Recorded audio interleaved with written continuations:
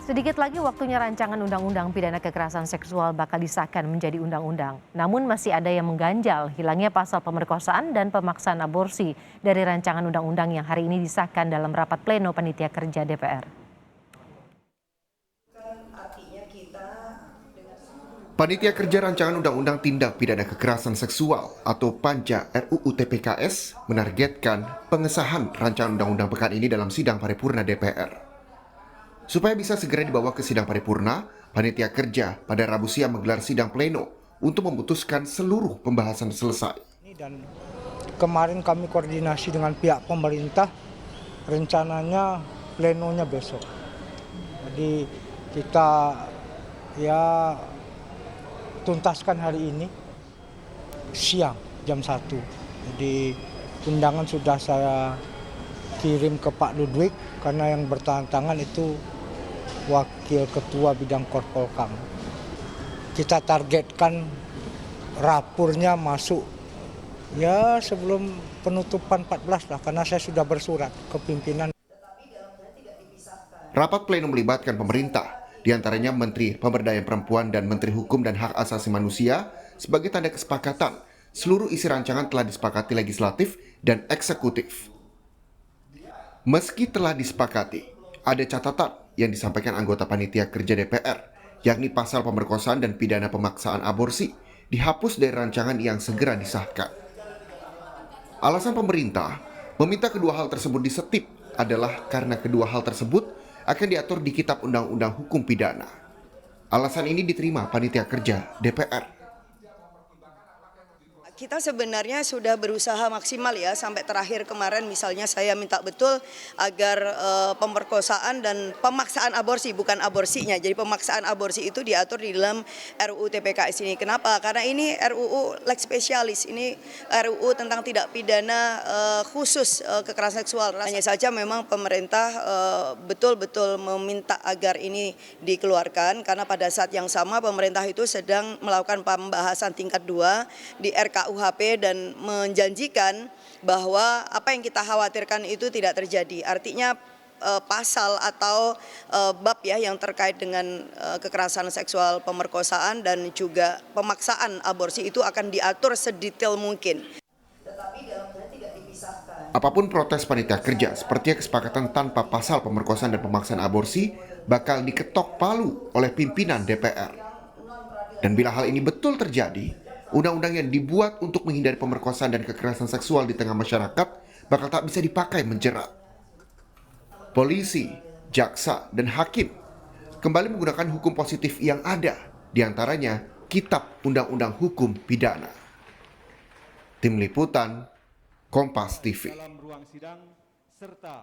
Ada rekan kami Agi Kurnia Sandi di Gedung DPR Jakarta yang memantau perkembangan rapat pleno pengesahan tingkat panitia kerja rancangan undang-undang pidana kekerasan seksual. Agi, rapat pleno sudah dimulai saat ini? Belum dimulai. Rencananya akan diagendakan pada pukul 13.00 waktu Indonesia Barat. Rapat pleno akan membahas tentang RUU TPKS. Ini baru akan dimulai oleh pemerintah dan juga DPR.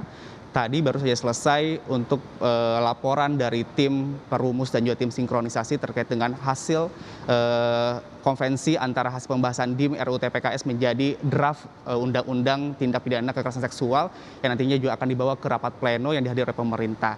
Walaupun sebenarnya demikian, Woro dan saudara, tetapi kita lihat dari perjalanannya, kalau misalnya nanti sudah ada rapat pleno sehingga nantinya akan ada keputusan tingkat 1, setelah itu barulah nanti akan pimpinan DPR RI ini akan mengagendakan adanya BAMUS, Badan Musyawarah, untuk menentukan atau mengagendakan bahwa RUU TPKS ini akan dibawa ke rapat paripurna. Tentu dalam BAMUS juga nanti akan dihadiri oleh ketua atau pimpinan dari fraksi DPR RI, di mana BAMUS ini sangat penting untuk menghindari adanya interupsi pada saat rapat paripurna. Tentu juga yang diharapkan pada saat nanti BAMUS yang dipimpin oleh pimpinan DPR RI, kemudian juga pimpinan dari fraksi, ini diharapkan adanya komitmen antara pimpinan DPR RI dan juga fraksi dari partai politik yang ada di DPR RI untuk berkomitmen agar ini segera dibawa ke rapat paripurna yang nantinya akan berlangsungkan pada tanggal 14 April 2022. Kemudian juga setelah nantinya BAMUS, barulah nanti akan dibawa ataupun disahkan di rapat paripurna di akhir masa sidang kali ini yang akan jatuh pada 14 April 2022. Kalau kita lihat dari perjalanannya, Woro dan saudara, untuk pembahasan awalnya sendiri terkait dengan RUU TPKS ini dimulai pada tanggal 24 Maret 2022 yang lalu, di mana ada pemaparan dari pemerintah kepada DPR. Kemudian untuk pembahasan DIM ataupun daftar inventarisasi masalah RUU TPKS ini baru dibahas tanggal 28 Maret dan selesai pada tanggal 3 April 2022, sehingga bisa dikatakan untuk masalah DIM, pasal-pasal yang ada dalam RUU TPKS ini sudah disetujui oleh pemerintah dan juga DPR. Kemudian tanggal 4 dan sampai saat ini baru selesai untuk perumusan dan juga konvensi dari bentuk pembahasan DIM menjadi draft rancangan undang-undang tindak pidana kekerasan seksual, dan nantinya nanti pada pukul 1 siang baru akan dibahas ataupun diadakan rapat pleno. Kemudian memang yang disampaikan oleh pihak dari Badan Legislasi DPR RI ini mengatakan memang ada beberapa pasal tambahan dari pemerintah, yakni terkait dengan tindak pidana kekerasan seksual berbasis elektronik. Yang disampaikan oleh Badan Legislasi ataupun dari Balik sendiri mengatakan bahwa memang sebenarnya ada pemberatan hukuman terhadap para pelaku yang memang dengan sengaja mereka menyebarkan ataupun juga menguntit begitu unsur-unsur konten seksual. Ini nantinya akan diberikan hukuman dengan 4 tahun penjara dan juga denda sebesar 200 juta rupiah awalnya. Ini hanya 4 tahun penjara dan juga denda 50 juta rupiah, tetapi dari pemerintah ini meminta agar hukuman terhadap pelaku ini diberatkan sehingga menjadi 200 juta rupiah. Kemudian jika memang adanya unsur pemaksaan ataupun unsur intervensi begitu, nanti juga akan ditambahkan lagi hukumannya menjadi 6 tahun penjara dengan denda 300 juta rupiah. Selain itu juga tadi dibahas yang menjadi poin penting juga dalam hal ataupun RUU TPKS ini juga terkait dengan dana bantuan terhadap korban atau yang disebut dengan Victim Trust Fund.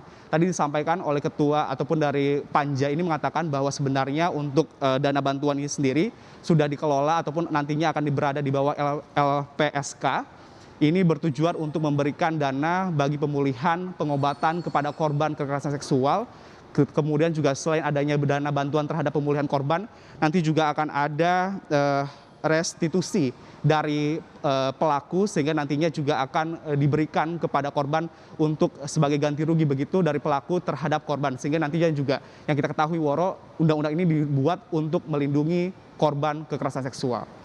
Yang juga menjadi sorotan terkait dengan poin pemerkosaan dan juga pemaksaan aborsi yang hilang dari rancangan undang-undang, apakah ini sudah dipastikan atau sudah ditetapkan nantinya akan hilang karena dianggap sudah masuk KUHP, Agi?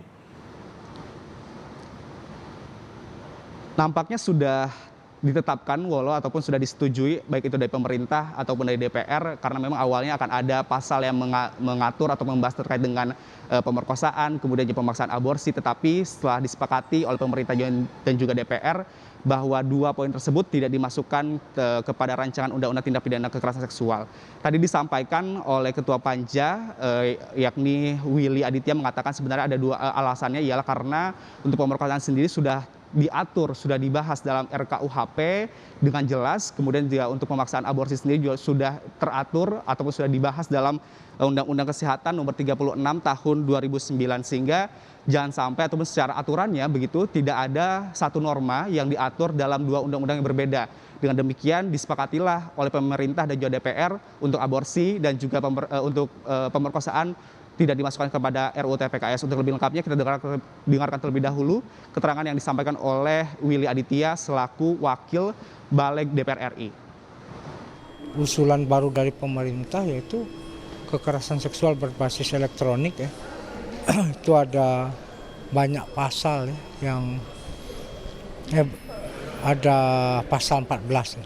Ada banyak ayat, ada 5 ayat kita tambahkan di sana. Ada dana bantuan korban, Victim Trust Fund. Itu juga sebuah proses yang luar biasa ya. Merupakan lompatan yang signifikan, yang progres ya. Memang kita tidak memasukkan pemerkosaan dan aborsi, tapi teman-teman lihat jenisnya. Dari 9 jenis KS yang kita sebutkan di atasnya, pemerkosaan kita sebutkan jenis kekerasan seksual lainnya. Itu di bawahnya ada. Artinya totali itu 19 jenis kekerasan seksual. Kenapa kita tidak masukkan pemerkosaan? Satu, dia sudah ada di KUHP. RKUHP itu lebih komplit lagi. Kita tidak ingin 2 norma hukum diatur, 1 norma hukum diatur dalam 2 undang-undang, akan terjadi overlapping.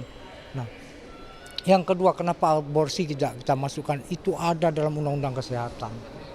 Jadi itu sudah cukup. Yang menjadi keunggulan dari undang-undang atau rancangan undang-undang tindak pidana kekerasan seksual ini adalah dia punya hukum acara sendiri. Jadi jenis-jenis kekerasan seksual yang tidak termaktub di dalam TPKS ini secara eksplisit, dia bisa merujuk ke sini. Misalnya seperti aborsi, seperti pemerkosaan, tindak pidana perdagangan orang, PKDRT, perlindungan anak, dia bisa pakai hukum acara TPKS. Kita lihat nanti Woro dan Saudara apakah memang benar RUU TPKS ini akan segera disahkan dalam rapat paripurna yang nanti akan digelar pada tanggal 14 April 2022 terkait dengan untuk melindungi korban kekerasan seksual dan juga memberikan sanksi kepada pelaku kekerasan seksual. Woro. Terima kasih Agi Kurnia Sandi, jurnalis Kompas TV dari Gedung DPR Jakarta yang memantau perkembangan rapat pleno pengesahan tingkat panitia kerja rancangan undang-undang pidana kekerasan seksual. Selamat bertugas kembali Agi.